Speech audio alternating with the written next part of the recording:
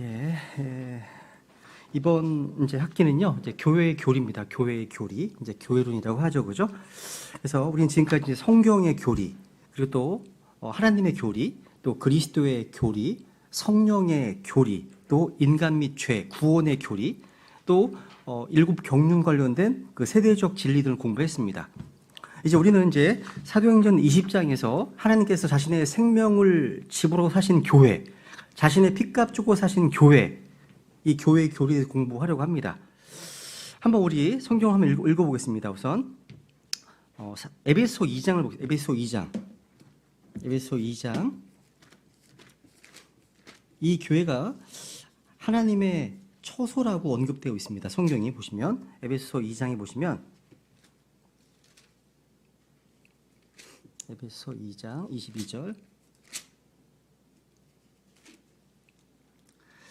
그분 안에서 너희도 성령을 통해 하나님의 처소로 함께 세워져 있느니라. 그분 안에서 너희도 성령을 통해 하나님의 처소, 하나님의 처소라고 되어 있죠. 여러분, 구약 성경에서 하나님의 임재의 장소는 성막이었습니다. 이 성막은 하나님의 거처였어요. 구약 시대에는, 그죠? 성막은요, 모든 이스라엘 백성들의 삶의 센터, 중심이었습니다. 근데 예수님의 십자가 대속 이후에 이제 새로운 상속 언약으로 신약이 열렸는데, 신약에서는 하나님께서 임재하시고 역사하신 하나님의 처소가 바로 교회라고 말씀하고 있습니다. 하나님의 교회는요, 구약의 성막에서처럼 예수 그리스도의 피로 구원받은 하나님의 백성들의 삶의 중심이 됩니다. 중심인 거예요. 근데 오늘날 한국에는 5만 개, 6만 년도 교회가 있다고 하죠. 코로나 때문에 1만 개의 교회가 문 닫았다고 합니다.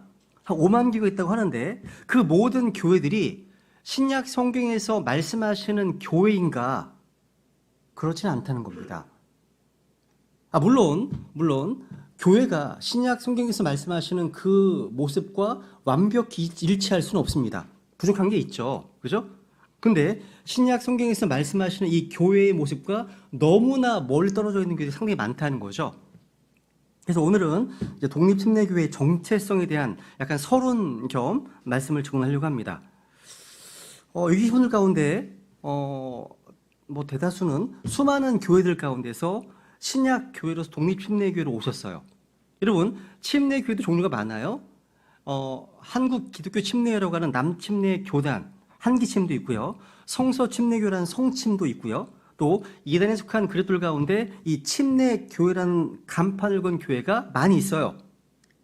근데 이렇게 수많은 교회들 가운데 여러분은 왜 독립침례교회로 오셨습니까? 항상 중요한 주제예요. 그죠? 이 정체성에 대한 문제거든요.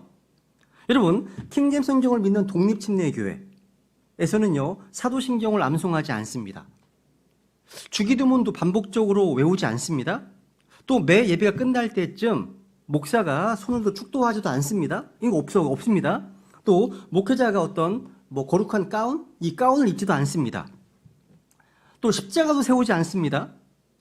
등등. 그러니까 교회의 교리뿐만 아니라 실행적인 측면에서도 너무나 다르다는 거죠. 근데 왜 이 교회에 오시죠? 그렇죠, 말씀. 그러니까 누군가 여러분에게요, 왜 진리침례교회에, 왜 베다니침례교회 같은 독립침례교회에 출석하고 있는지 우리의 믿음과 실행에서 묻는다면 대답할 준비가 되어 있어야 됩니다. 성경적으로. 그죠? 여러분, 미국은요, 동성 결혼이 합법화된 이후로요, 독립침례교회하고요, 남침례교단의 일부를 제외하고는 다 무너졌다고 합니다. 오늘날 점점 더 성경적 신앙을 유지한다는 것이 어려워지고 있어요. 지금은 성경적 진리를 믿고 고수하는 신약 교회들이 점점 박해의 소용돌이 속으로 들어가게 될 겁니다. 앞에 모습이 이게 성경에 예언되는 모습입니다. 그래서 한번 오늘 정리해 보겠습니다. 저 여러분 섬기고 있는 이 독립침례교회가 무엇인지에 대해서. 여러분, 신약 독립침례교회는요, 예수님께서 죽으시고 부활 승천하신 후에 사도행전 2장에서 성령께서 강림하심으로 탄생하게 되었습니다. 그리고 이 교회는요, 역사 가운데 한 번도 끊어지지 않고 지금까지 계속 존속해 왔습니다. 마태복음 16장에 보세요. 한번 하나님께서 주님께서 세우신 교회에 대해서 말씀하시면서 이렇게 말씀하시죠. 마태복음 16장 18절. 마태복음 16장 18절. 좀 같이 한번 읽어볼까요? 마태복음 16장 18절. 시작. 또 내가 내게 이르노니 너는 베드로라. 이 반석 위에 내가 내 교회를 세우리니 지옥의 문들이 그것을 이기지 못하리라. 야, 내가 내 교회를 세우겠다. 예수님 하신 말씀이죠. 내가 내 교회. 교회는 예수님의 교회입니다. 그 교회는 지옥의 문들이 이기지 못한다. 말씀하시네요. 야, 그러니까 교회는 예수 그리스도의 것입니다. 그렇기 때문에 지옥의 문들이 이기지 못한다고 말씀하고 있습니다. 그래서 역사 가운데 한 번도 예수 그리스도의 교회가 사라진 적은 없습니다. 오늘 이제 교회에 대한 서론격으로요. 우리가 왜 기존 교회들에 나와서 신약 교회로서 옮기게 되었는지 간략하게 아웃라인만 좀 정리하면서 시작해 보겠습니다. 우리가 왜 평생 동안 잘 다녔던 교회들을 박차고 나올 수밖에 없었는지 다시 한번 좀 복습하고 넘어가는 것이 필요하다고 생각합니다. 오늘 교재에 보시면요. 우선 부정적인 의미에서 독립침례교회가 거부하는 것들이 무엇인지 한번 간략하게 한번 정리해 봤습니다. 우선 먼저 신약교회, 독립침례교회는요. 로마 천주교회와 그와 연관된 모든 단체와 활동과 사상을 거부합니다. 그러니까 침례교도들은요. 로마 천주교회 교리, 실행뿐만 아니라 그 천주교회와 연관되어 있는 모든 단체들 다 거부합니다. 여기는 뭐 일루미나티, 뭐 프리메이슨, 빌더버그, 300위원회 뭐 되게 많습니다. 다 거부합니다. 여러분 미국에서 교회를 찾으실 때 교회 간판에 바이블 베프티스트 처치라고 써 있으면 그나마 안전합니다. 아, 여기는 먼저 가봐야 되겠다.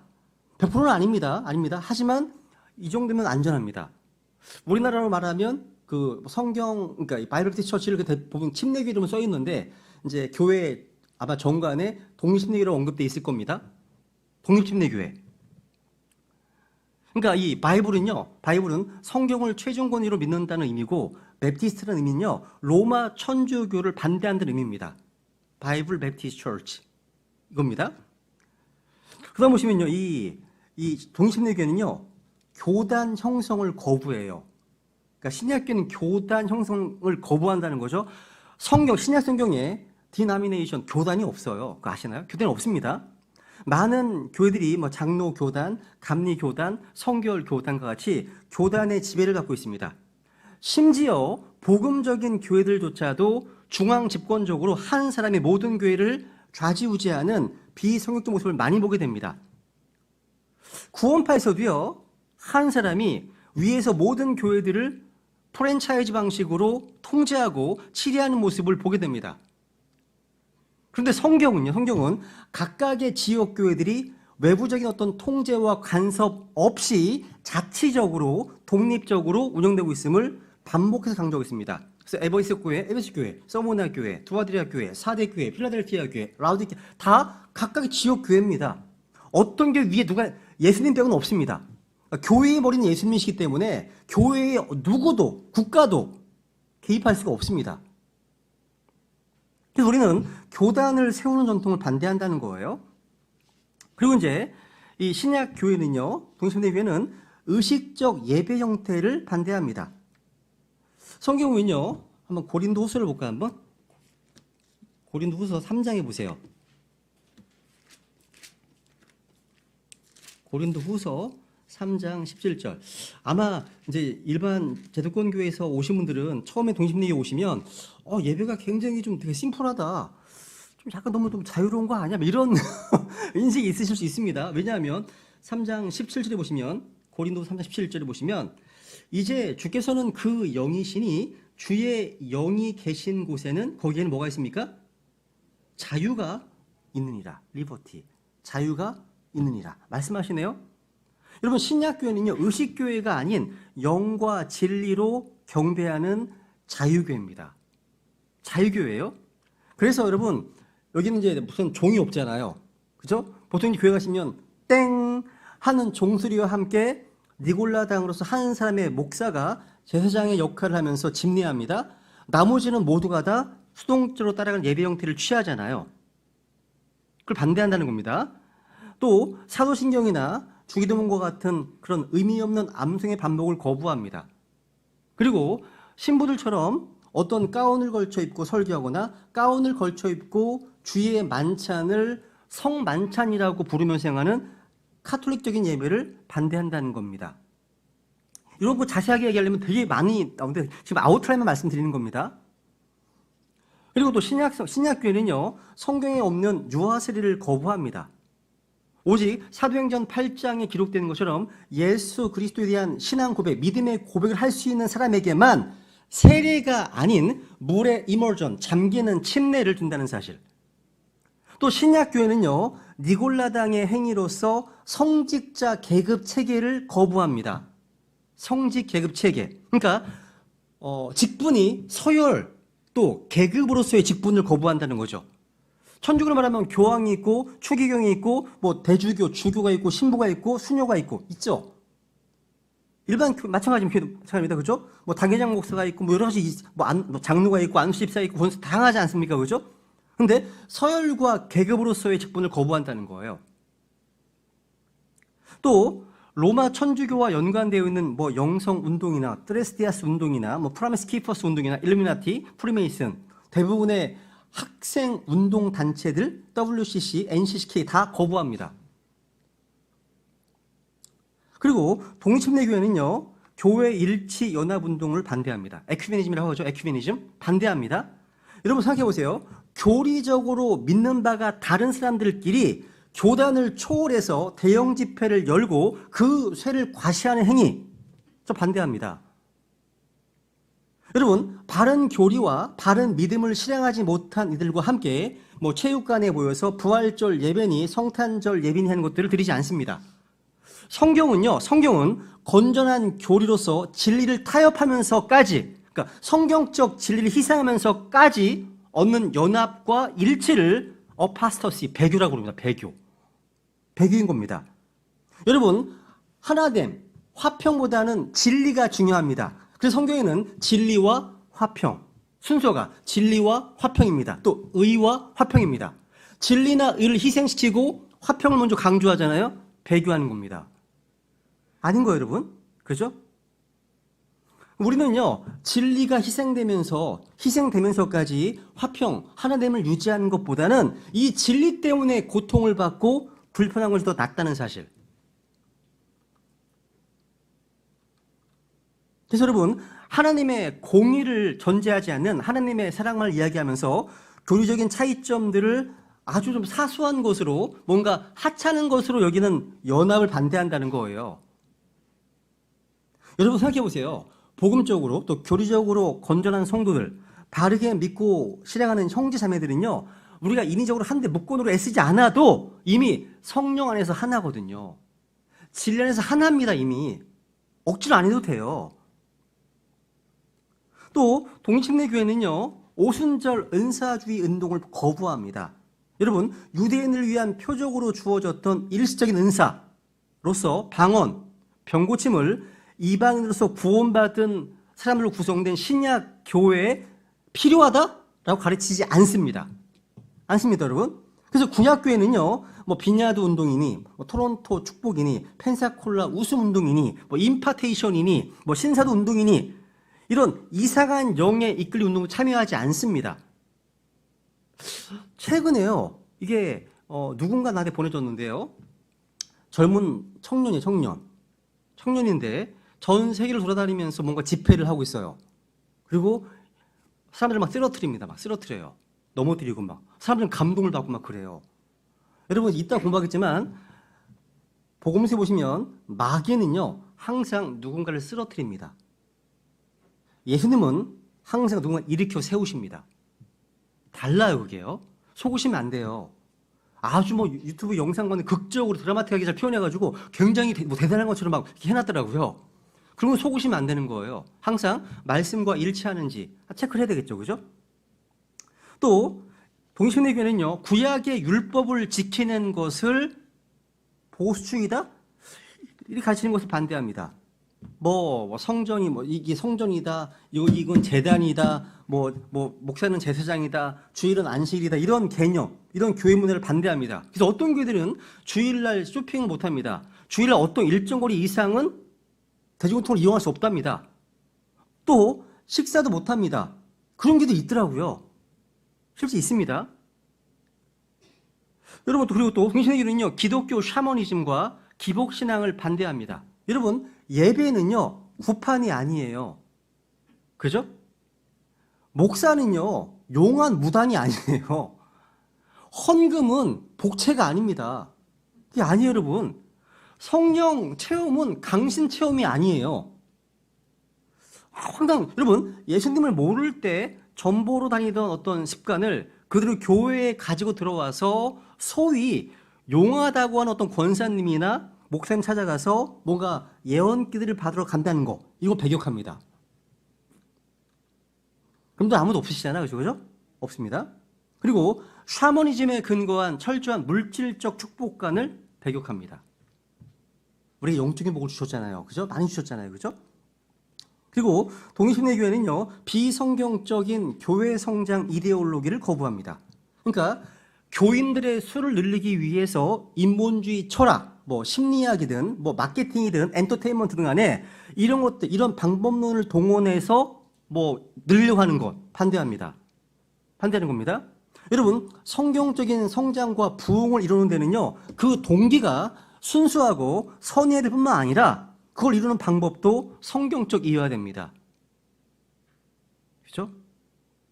또 동심내교회는요, 신복음주의 물교를 배격합니다. 거부합니다. 여러분, 신복음주의는요, 다른 말로 신중립주의라고 합니다. 혹시 이제 말씀의 사역을 준비하는 지들이 있다면 그런 책이 하나 있습니다. 김효성 박사가 쓴 현대교회 문제라고 하는 책이 있습니다. 이분 이제 예전 합동층 목사님이신데요. 좋은 책입니다. 한번 읽으면 일독을 권합니다. 그러니까 신복음주의는 신중립주의와 같은 말입니다. 그러니까 중도와 타협의 정신에 입각한 겁니다. 무슨 얘기냐면 교회가 하나님께 인정받는 것으로 만족하지 않고 소위 학자라 불리는 사람들과 지성인들과 세상 사람들로부터 인정받아야 한다는 생각에 기초한 게 바로 신중립주의입니다. 그래서 결국 교회가 세상을 닮아가게 만드는 마귀의 대작입니다. 열린 예배 같은 거 아세요, 혹시? 목회자가 청바지 입고 기타 치면서 뭐 이렇게 예배 인도하는 거, 이런 거. 그러니까 세상 사람들을 교회로 인도하기 위해서 세상적인 어떤 방식을 추구하는 거예요. 아닙니다. 그래서 예배를 안 드리고 드라마나 연극으로 대체가 됩니다. 예배 안 드리고요. 그리고 찬송가 대신에 세상 음악이 나와요. 음악. 뭐 트로트가 나오기도 하고. 말도 안 되는 일이 벌어지고 있습니다. 그렇다면 이제 우리 동심리교회가 추구하는 것들이 뭘까요? 먼저 여기 보시면 근본주의입니다. 근본주의. 제가 오늘 서론경을 말씀드린 내용들은요, 거의 좀 외우시면 좋겠습니다. 그래서 이제 마지막 주에 시험 보게 되면 동심리교 정체성을 쓰시오라고 할 수 있어요. 적으셔야 돼요. 이거. 제가 긴장을 드리는 겁니다. 잘 들으시라고. 이 정도는 알고 있어야지. 우리가 뭘 믿는지는 알고 있어야지. 왜 이 교회 다니는지 알고 있어야 되잖아요. 그죠? 그래서 이제 동심리교가 추구하는 것들이 뭐냐? 첫 번째 근본주의입니다. 근본주의.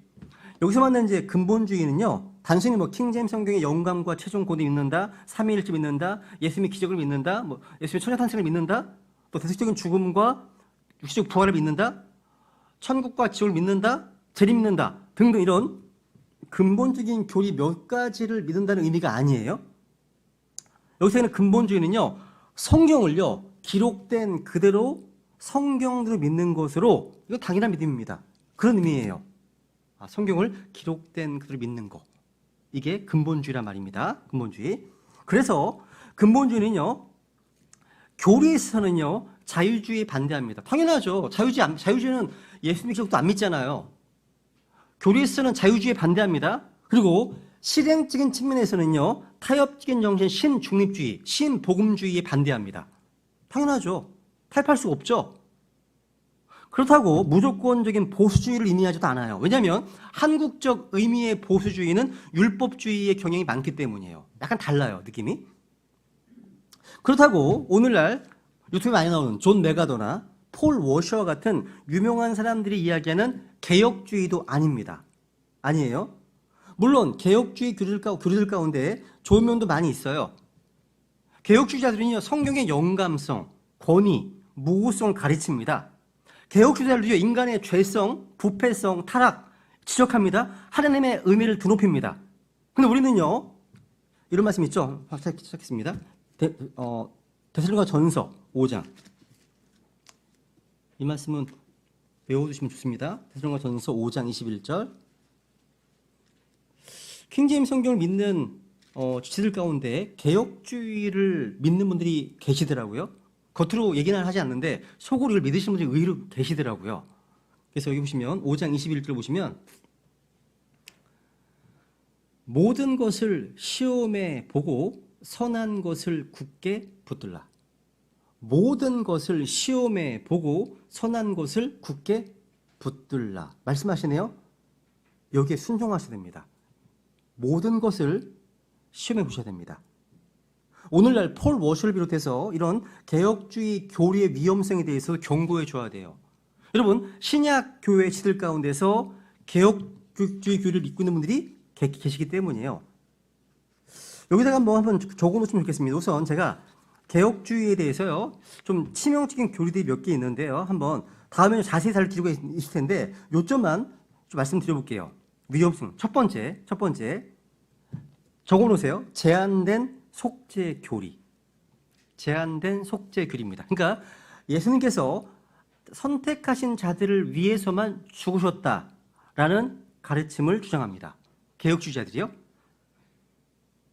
그러니까 택하실 받은 유대인들과 선택받은 이방인들 위해서만 죽으셨다는 거예요. 근데 성경은요, 그리스도께서 누구를 위해 죽으셨다고 말씀하고 있습니까? 모든 사람을 위해서입니다. For all. 확인해 볼게요. 몇 개만 찾아볼게요. 디모데전서 뒤 넘겨보세요. 2장 6절. 디모데전서 2장 6절 보시면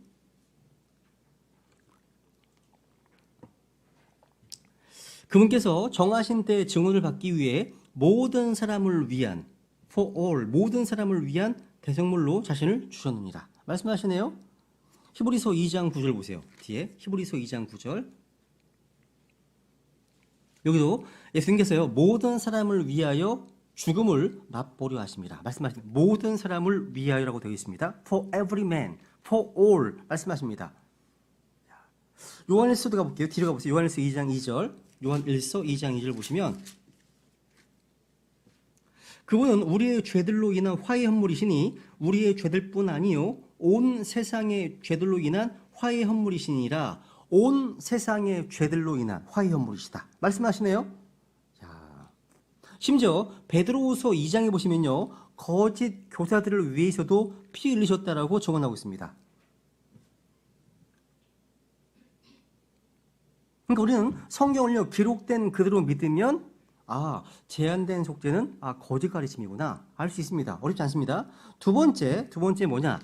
개혁주의의 가르침의 위험성 두 번째 뭐냐? 거듭남이요, 믿음을 선행한다고 하는 가르침입니다. 그러니까 먼저 거듭나야만 믿을 수 있다는 뜻입니다. 최근에 어떤 유명 연예인이 했던 말과 비슷해요. 믿어줘야 믿죠. 비슷한 말이에요, 이게요. 그러니까 거듭나야만 믿을 수 있다는 말입니다. 이게 뭐냐면, 왜 그러냐면 인간의 전적 타락의 교리를 왜곡해서 그것을 인간의 전적 무능력으로 이해하는 겁니다. 그러니까 전적 타락을요, 전적 무능력으로 이해하는 겁니다. 할 수 없다는 거예요. 의지도 타락했다는 거예요. 그러니까 빌보 간서가요, 내가 구원받으면 무엇을 해야 합니까? 라고 물었잖아요. 만약 칼빈주의자들이 바울신이 있었다면 이렇게 대답했을 겁니다. Nothing. 할 수 있는 게 아무것도 없다고. 당신은 영적으로 죽어 있고 다시 태어나기 전까지는 하나님께 아무런 반응을 할 수 없다고 주장할 겁니다. 실질이 이렇게 가르치는 겁니다. 근데 성경은 분명히 말씀하시죠. 믿으면 살리라. 그죠? 믿으면 사는 겁니다. 믿으면 살리라. 그런데 개혁주의자들은요, 먼저 살라, 그리하면 믿으리라, 이렇게 이해한다는 겁니다. 이게 비슷해 보이지만 어마어마한 차이가 있는 겁니다. 우리의 의지는요, 우리 의지는 실행할 수 있어요, 실제로. 믿고, 안 믿고.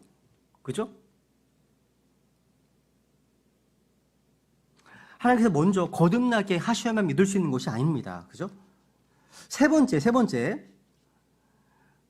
주권론적 구원론입니다. 그러니까, 구원한다는 믿음에 있어서는요, 믿음 플러스 알파를 가리켜요. 믿음 플러스 알파. 그러니까, 믿고 끝나면 안 되고, 믿고 제자가 되어야 구원받는다. 이런 거예요. 믿음 플러스 알파입니다. 이건 뭐, 구원의 교리 시간에 많이 다뤘기 때문에 패스하겠습니다. 네 번째로요, 개혁주의자들의 위험성이 뭐냐? 믿는 성도는요, 두 가지 본성이 아닌 하나의 본성만 있다라는 가르침입니다. 야, 대단한 거 아니에요? 어떻게 이렇게 주장하시는지 모르겠어요. 여러분, 유명한 존 메가더 목사님이 있습니다. 또 대부분의 개혁자들이 이렇게 믿고 있습니다. 존 메가더의 주석을 보시면요, 구원받을 때 옛 자아는 사라졌고 새로운 자아로 대체가 되었다고 가르칩니다. 실제 책이에요. 써 있습니다. 이 부분은 잘못입니다. 잘못인 겁니다.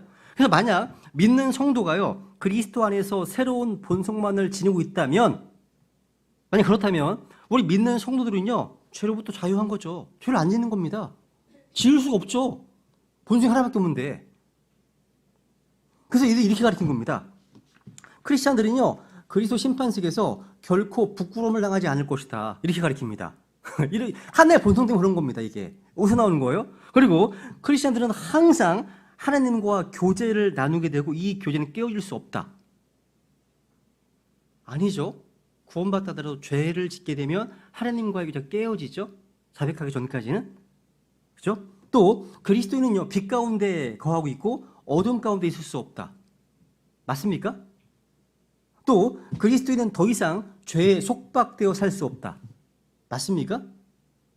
이걸 가리켜요. 하나의 본성을 믿기 때문이에요.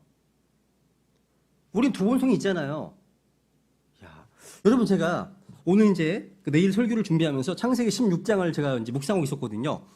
창세기 15장에 보면요, 하나님께서 아브라함에게요, 네 후손을 하늘의 별들처럼 많게 해주겠다 하셨거든요. 언약을 확정해 주셨어요. 근데 정말 그걸 믿었어, 아브라함이요. 믿었습니다. 그 당시 아브라함 나이가 85세였습니다. 84세, 86세. 그때 됐습니다. 85세. 그런데 창세기 16장에 들어오니까 아주 이상한 일이 벌어져요. 아브라함과 사라의 바닥. 밑바닥의 모습이 나옵니다. 서로 뭐, 이건 진짜 가정에 불화가 생기는데요. 뭐, 부부싸움 말할 것도 없고, 상상을 초월하는, 심지어 임신한 하갈, 그러니까 여종하고 아브라함은 이제 그 아내가 돼서 이제 임신했잖아요. 근데 사라가 불평을 하니까, 그러니까 임신했으니까 하갈이 여주인을 멸시하잖아요. 그러니까 이제 그 탓을 아브라함 탓하는 거예요. 원래 사라가 줬잖아, 아브라함한테. 그런데 나중에 보니까 이게 문제가 생기니까 아브라함이요, 내 할 바 아니라고, I don't care, 알아서 하라고, 죽이든 살리든 알아서 하라고 하갈을요. 근데 하갈의 뱃속에는 자기의 씨가 있어요. 어떻게 이럴 수가 있지? 오늘날로 말하면 이거는 진짜 엄청 욕을 먹을 만한. 그러니까 창세기 15장 굉장히 믿음 가운데 훌륭한 아브라함의 모습이 나와요. 또 경배하는 모습 전해보시면, 그죠? 헌신, 결대 나오잖아요. 16장 오니까 완전 인간성 제로의 모습이 막 나오고 드러나는 거예요. 그렇지. 이게 인간의 두 본성이 보이는 거냐, 여기서. 똑같은 건 똑같은 겁니다. 똑같은 거예요, 여러분. 그리고 이제 개혁주의자들은요, 또 성경을요, 문자적 의미로 이해하지 못합니다, 잘. 특히요, 천연왕국의 예언들, 뭐 이사야서, 예레미야, 다니엘서, 에스겔서, 이런 다른 예언서들에 나오는 위대한 예언들, 이런 것들을요, 문자적으로 이해하지 못합니다. 천연왕국을 부인한다는 겁니다. 메시아가 다스리는. 그리고 대환란, 또 재림에 대한 예언들 마찬가지예요. 이걸요, AD 70년경에 이미 일어난 사건이라고 가르칩니다. 이미 일어난 사건, 역사적으로 일어났다, 이렇게 가르칩니다. 그리고 개혁주의자들 언약 신학을 받아들입니다. 등등 되게 많습니다. 그러니까 어쩌거나 개혁주의자들 가장 큰 문제가 뭐냐? 믿는 성도들을요, 율법 아래에 두려운 위험성이 있습니다. 그러니까 그리스도인의 삶의 본질을 공격합니다. 특히 성화의 문제에 있어서. 그러니까 개혁신학은요, 성화의 교리에 있어서 믿는 성도들을요, 갈보리 십자가, 갈보리 산이 아니라 신의 산으로 보내버린다는 사실. 그런데 갈라디아서 3장을 보세요. 한번. 갈라디아서 3장. 이방인의 교사였고 이 바울의 초점은 항상 십자가였습니다. 갈라디아서 3장 1절.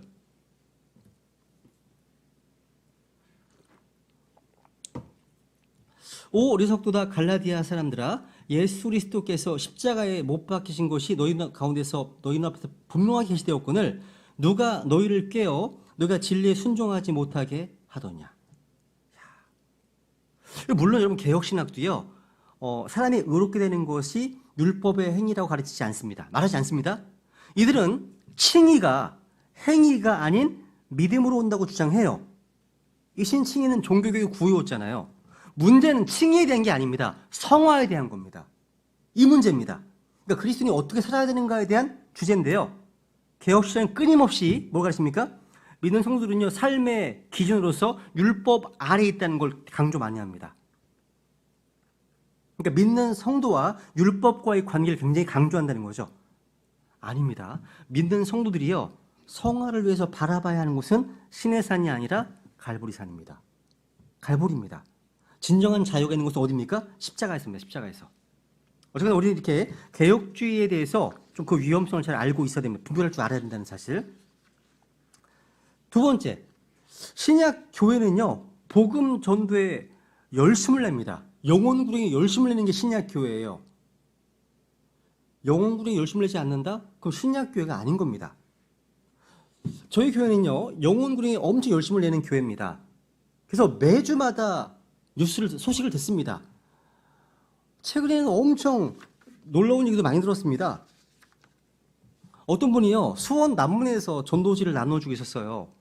나눠주고 있는데 어떤 분이 딱 돈들을 받으시면서 뒤를 딱 보니까 배산이 심내교회네 하는 말이 이사 언제 하세요?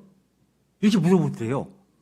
그래서 전도하시는 이제 두 어르신들인데요. 어르신들이 그걸 어떻게 하냐? 광고 시간에만 잠깐 언급한 건데 어떻게 하시냐? 놀래가지고 교제를 했다는 얘기 들었고요. 그리고 오산 시장에 가서 전도 하시는데 오산 시장에 가서 돈을 나눠주시는데 받으신 분들 가운데 어떤 분이 딱 봐서 보더니 나 나영성 목사 안 돼요. 어떻게 하시냐고. 청주에 있을 때 그분으로부터 복음을 들은 적이 있대요. 뭐 이런 얘기부터 해가지고 그리고 이제 어제는 전화가 온 게 오산 시장에서 전도지 나눠주시는 분들하고 한번 교제하고 싶다고 연락이 왔어요. 그래서 연락처가 없으니까 이제 홈페이지 찾아가지고 이제 연락이 와서 이제 만나게 해드리려고 하거든요. 매번 이런 어떤 아주 좀 재미난 뉴스를 듣게 됩니다. 신약 교회는요 복음 전도에 굉장히 열심을 내야 됩니다. 영혼구령에 정말 중요한 거죠. 이것만 아닙니다. 신약 교회는요 또 세 번째 독립교회이기 때문에 국가교회나 교단교회를 반대합니다. 그러니까 신약 교회는 종교 개혁자들을 따르는 곳이 아닙니다. 프로테스탄트, 루터, 칼빈, 찌르기를 따르는 것이 아닙니다. 그죠? 우리나라는요 킹제임스 성경이 이제 번역되어 출간되었습니다. 그죠? 독립심내교회의 기반을 지금 놓고 있는 상황이죠. 그죠? 곳곳에 교회들이 세워지고 있지만 제일 중요한 게 뭐냐? 말씀의 사역자들이 필요합니다. 정말 중요해요. 여기저기에서 교회가 세워져야 한다. 얘기를 되게 많이 듣습니다. 캐나다에서, 호주에서, 여수에서, 제주도에서 계속 듣습니다. 그래서 신약교회의 중요한 책임이 뭐냐? 다음 세대를 위해 준비된 일꾼들을 키워야 한다는 거죠. 그러니까 신앙의 전수, 사역의 전수가 이루어져야 한다는 겁니다. 그래서 은사가 있어서 뭔가 사역의 마음을 가지고 있는 지체가 있다면 최선을 다해 준비해야 되겠죠. 이게 지성적인 준비만이 아니라 영적인 준비, 또 신체적인 준비, 인격적인 준비, 또 복음 전도자로서의 준비, 또 가르칠 수 있는 준비 등등을 다 해야 됩니다. 필요해요.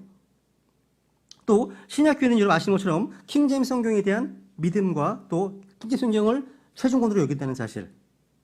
신약교회는요 완전한 성경에 대해서 믿지 못하는 풍조를 배격합니다. 이것은요 말씀 보존을 약속하신 완전하신 하나님을 부정하는 것이거든요. 여러분 완전한 성경 믿으시나요?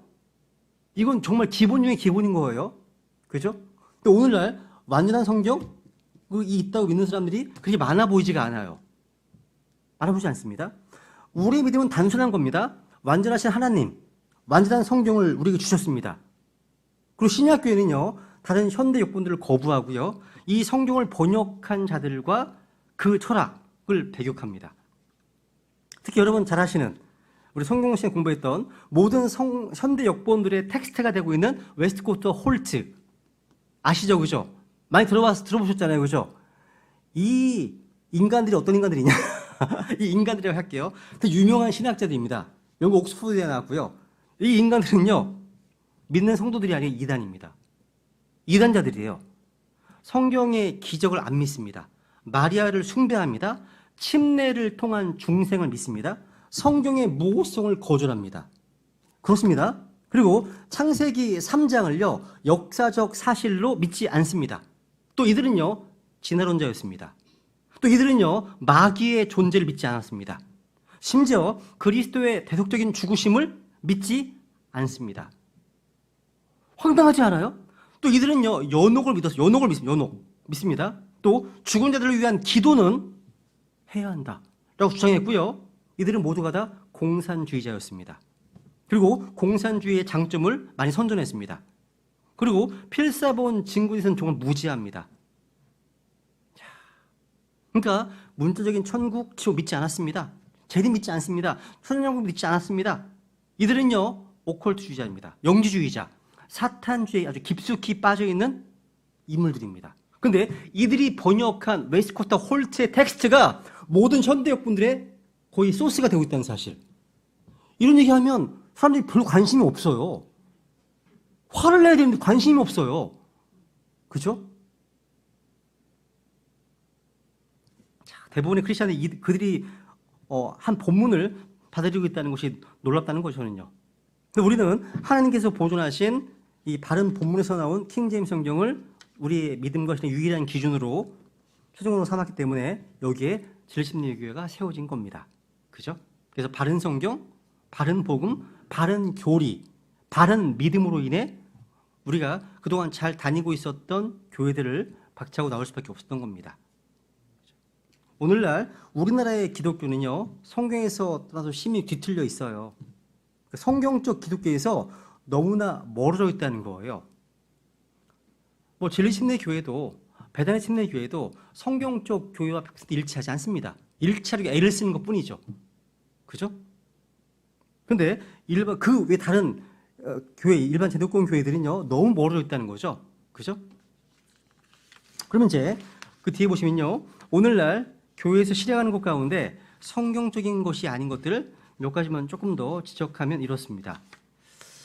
제가 한 10분만 더 하고 좀 쉬었다 하겠습니다. 먼저 첫 번째 보시면요, 교회 건물은요, 성전이 아니고 예배당일 뿐이다. 다 기본적인 내용입니다. 그죠? 여러분, 교회 건물은 성전이 아니죠? 예배당일 뿐입니다. 그죠? 근데 예배당을 성전이라고 부르면서 과도하게 건축을 시도하는 건 하나님 뜻이 아닙니다. 제가요, 예배당 이전하려고요, 동탄에서 예배당을 많이 알아보러 다녔어요. 다녔는데 놀라운 사실을 알게 됐습니다. 뭐냐면 교회 성도들이요, 한 50명에서 100명 정도까지의 교회 어떤 그런 크기 사이즈의 교회가 있어요.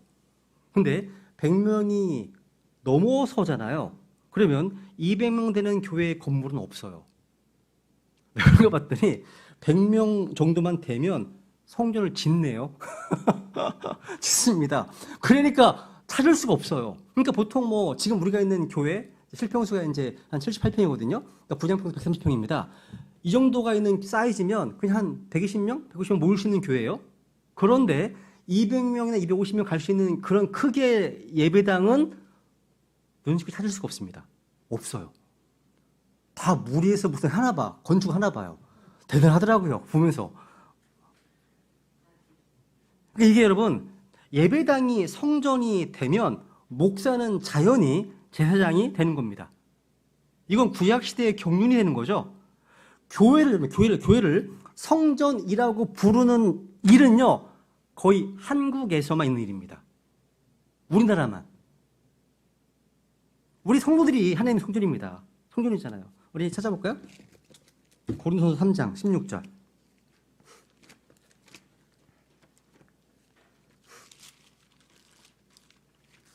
3장 16절에 보시면 너희가 하나님의 성전인 것과 하나님의 영께서 너희 안에 거하시는 것을 너희가 알지 못하느냐. 너희가 하나님의 성전인 것과. 근데 오늘 대부분의 사람들이 교회라고 하면 건물을 생각한다는 것은 불행한 일입니다.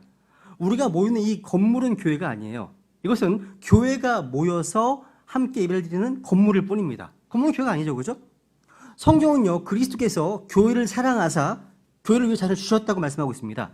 만약 건물이 교회라면 예수님께서 건물을 위해서 죽으신 것이 되는 겁니다. 이상해지는 거죠, 그죠? 지금 건물을 죽으신 것이 아닙니다. 그죠?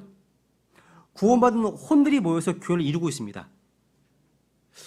여러분, 클레너스 라킨 목사님 아시죠? 이 라킨은요, 교회에 대해서 이렇게 말했습니다. 교회는 사교 모임이 아니라고요. 교회는 그 구성원들에 의해 조직되고 지원을 받는다고요. 교회는 인간의 육신적인 성품을 만족시켜주고 즐거움을 주기 위해서 존재하는 곳이 아니라는 것. 또 교회는 장사하는 곳이 아니라는 사실. 교회는 또 인간의 육신을 개선시키기 위해서 존재하는 곳이 아니라는 것.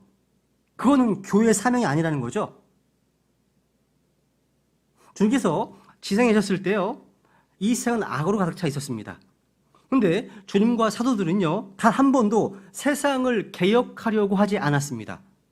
세상을 바꾸고 개혁하는 것은요, 교회가 주어지는 일이 아닙니다. 교회는 이미 무너질 세상에 있는 혼들을 건져서 구명정에 태우는 사역하는 곳이 교회입니다. 세상을 바꿀 수가 없습니다. 이 세상 신이 막인데 못 바꿉니다. 아닙니다. 교회가 세상을 위해 할 일은 세상에 복음 전하는 것뿐입니다. 교회는요, 하나님의 소유물입니다. 그리스도의 신부이고 몸이라는 사실이죠. 성경은요, 교회에 대해 말씀하실 때마다 교회 자체에 초점을 두지 않고 자신의 피로 교회를 사신 하나님께 초점을 두고 있습니다. 그래서 교회의 포커스는 교회의 머리이신 그리스도이십니다. 그리스도. 그죠? 이게 중요한 겁니다. 그죠? 교회는 그리스도의 몸이라는 사실, 예수님의 신부라는 사실, 그래서 교회는 주님께서 값을 치르고 사신 것으로 주님의 소유물입니다. 그래서 교회에서 영광을 받으셔야 될 분은 바로 오직 하나님이십니다. 교회가 찬양하고 교회가 영광을 돌려야 될 분은 주님이지 어떤 누군가가 아닙니다. 사람이 아니라는 거죠. 두 번째 보시면요, 목사를요, 제사장으로 인식한다는 거예요. 이거 어이가 없죠, 그죠? 여러분, 신약 성경에 나오는 목사는요, 하나님과 사람을 연결하는 제사장이 아닙니다. 다 아시죠, 그죠? 때문에 목사의 직무를 수행하는 자로서 성도들 가운데 부르심을 받은 한 형제일 뿐입니다. 목회자는 그런 사람입니다. 구원받은 모든 성도들은요, 다 제사장입니다. 모두가 다 하나님께 직접 나아갈 수가 있습니다. 교회에서 목사는요, 목자로서 말씀을 가르치고 먹이고 성도들을 감독하고 바른 곳으로 인도하는 일을 합니다. 그러니까 목사와 성도는요, 직무가 다를 뿐이지 상하관계가 아닌 거, 상하관계가 아니라는 거, 그죠? 계급이 아니라는 사실입니다. 그리고 목회자는요, 성경을 읽고 말씀 그 자체를 선포해야 됩니다. 중요하죠? 한번 디모데 후서를 가볼까요? 디모데 4장 1절. 디모데 후서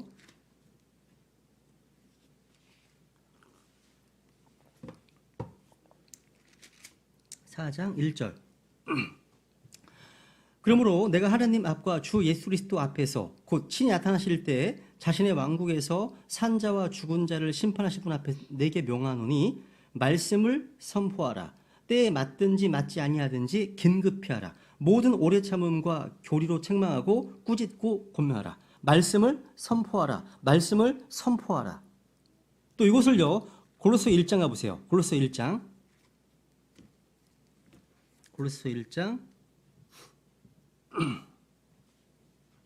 28절에 보시면요, 우리가 그분을 선포하며, 그분이 누구십니까? 27절 맨 마지막에는 너희 안에 계신 그리스도십니다. 그죠? 우리가 그분을 선포하고 각 사람에게 경고하고 모든 지혜로 각 사람을 가르침은 우리가 각 사람을 그리스도 예수님 안에서 완전한 자로 드리고자 함이니라. 되어 있죠? 우리가 그분을 선포하며, 우리는 말씀을 선포하고 그리스도를 선포하는 것으로 충분합니다. 그러면 되는 거예요. 여러 가지 이야기나 판에 박힌 예화나 간증으로 설교 시간을 허비하는 것은 무서운 죄악입니다. 하나님 앞에서 무서운 죄악인 거예요.